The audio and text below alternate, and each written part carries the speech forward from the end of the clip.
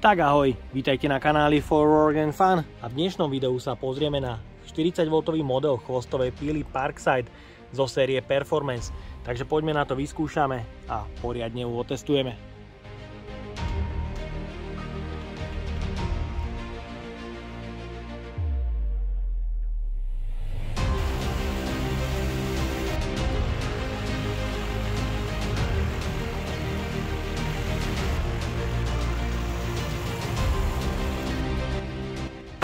Parkside chvostové píly v sérii Performance tento rok rozšíril o dva nové modely. V predchádzajúcom videu, ktoré nájdete hore v karte, sme sa pozreli na model 2028 so zdvihom 28 mm a porovnali ho s predchádzajúcou verziou so zdvihom 22 mm. Na stole mám už pripravenú 40V verziu s modelom PPS SA40 LI-A1 so zdvihom až pozoruhodných 32 mm a 3000 zdvihmi za minútu. S 5-ročnou zárukou v cene ide okolo 110 €, takže poďme na to, odbalíme ju.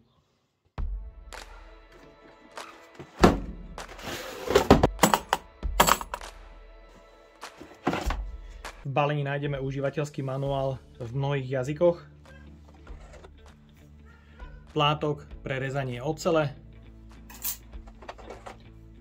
ďalší plátok pre rezanie drevín, a je tu robustná chvostová píla s päticou pre dve 20V batérie.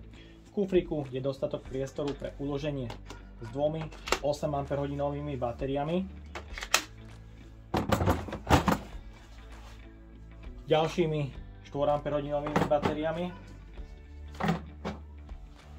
Bohužiaľ nabíjačka model PLG 20B1 do kufríka vôjde, ale kufrík sa nedá poriadne uzavrieť. Dizajn 40V chvostovej píly je na vynikajúcej úrovni, je veľmi podobný modelu 2028. Horšie je na tom ergonomia, pretože je to stroj pre dve 20V batérie a tým je potrebné rátať s vyššou hmotnosťou a trošku väčšou nemotornosťou stroja. Pre obrovskú päticu batériu, ak sa použijú dve 8Ah batérie, tá hmotnosť môže byť naozaj vysoká. Horšie je na tom samotné spracovanie, ktorého plasty mi už teraz ostávajú na dlani, takže je tu otier gumových častí, čo je trošku nepríjemné a znova materiály sú z recyklovateľných materiálov a znova nedoliehajú úplne presne, čo ale nemusí mať vplyv na pevnosť konštrukcie stroja.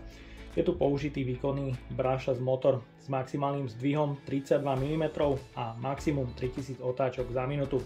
Je tu beznástrojový systém upínania prátkou pre rôzne materiály a LED pracovné osvetlenie, ktorého čas a jas je možné nastaviť v aplikácii a LEDka nie je chránená plastovou krytkou. LED pracovné osvetlenie má veľmi slabú intenzitu jasu, veľmi úzky rozptyl a taktiež je vidieť veľké tiene nad nástrojom. Je tu možnosť nastaviť hĺbkový doraz, ktorý sa dá preklápať a taktiež odobrať. Je tu tlačítko spustenia, ktoré môžete vidieť niekedy, tá bezpečnostná poistka nefunguje úplne ideálne. Sú tu dve rýchlosti s mikrospínačom pre rýchle navolenie, kde na jednotke je 2300 zdvihov a na druhej rýchlosti až 3000 zdvihov. Môžete vidieť, píla pri spustení nabieha do rezu pomalšie, aby rez mohla začať čo najpresnejšie. A máme tu ukazovateľ stavu nabitia obidvoch batérií v troch leveloch. Dizajn obidvoch nových verzií je veľmi podobný. Pri pohyblivom mechanizme je tu rozdiel 32 versus 28 mm na zdvihu, väčšia motorová jednotka, spínače a všetko ostatné rovnako v dvoch rýchlostiach od 2300 až po 3000 zdvihov a rozdiel v pätici 20 versus 40V, takže určite bude rozdiel vo výkone, ktorý si porovnáme. Ďalej sa pozrieme na priemer hriadela 20V modelu 2028, ktorého priemer je 14 mm, čo je myslím, že fajn a píli naozaj veľmi pekne. No a 40V model má prekvapivo hriadiel menšieho priemeru necelých 13 mm, čo je podľa môjho názoru celkom prekvapivé. pretože táto píla je výkonnejšia a tým by mohla byť konštruovaná trošku pevnejšie pre zdvih až na dráhe 32 mm. Ďalej sa pozrieme aj na hmotnosť s dvomi štvorkami baterkami, ktorá je 3640 gramov. S osmičkami to bude podstatný rozdiel a celková hmotnosť je 4473 gramov, čo je o dosť viac. Ak sa v modeli 2028 použije jedna osmička, tá hmotnosť je o mnoho kompaktnejšia, iba 3320 gramov. Ďalej sa pozrieme na počet zdvihov prvej rýchlosti.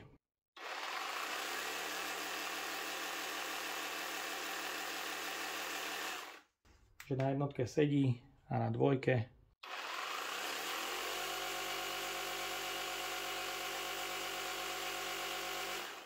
myslím, že zdvih sedí s tým, čo výrobca uvádza na štítku.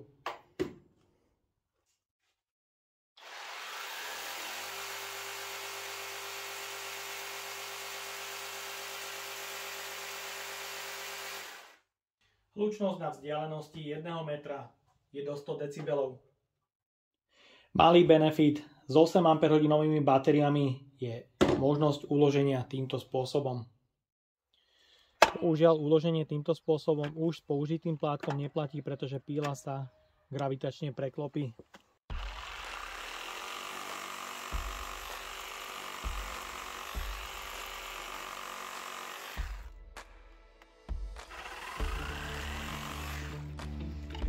Porovnáme si rýchlosť 1 a 2.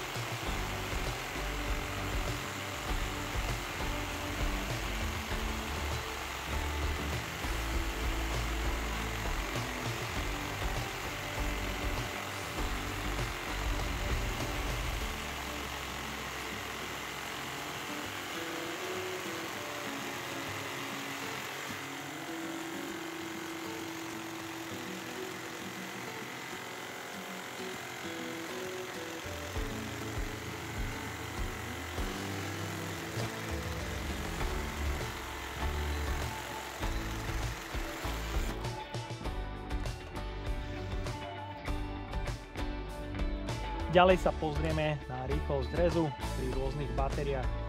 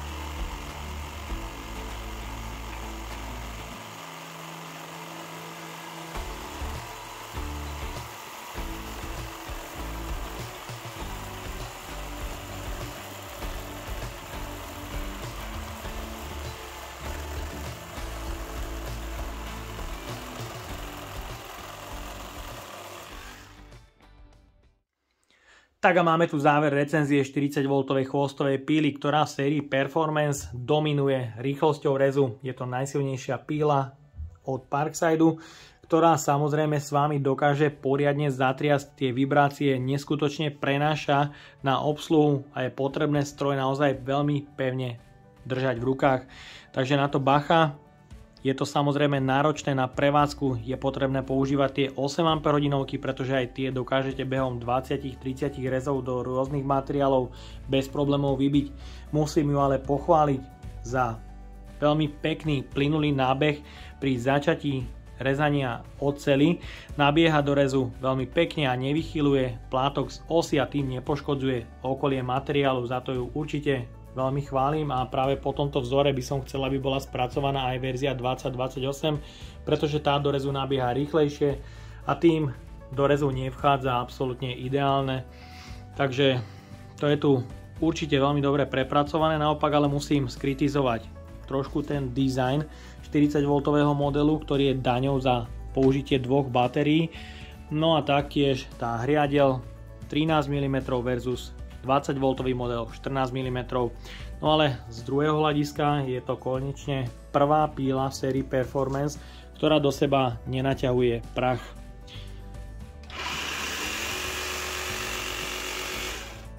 Je to vyriešené výborne, píla neznečisťuje výkonný brushless motora, tým tu nehrozí deštrukcia prehriatí motora. No a ja dúfam, že sa vám dnešné video páčilo. Ak by ste ma aj vy chceli podporiť finančným príspevkom, dole do popisu vkladám link na PayPal Donate.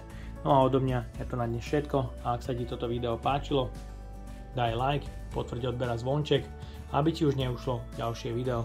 Ahoj.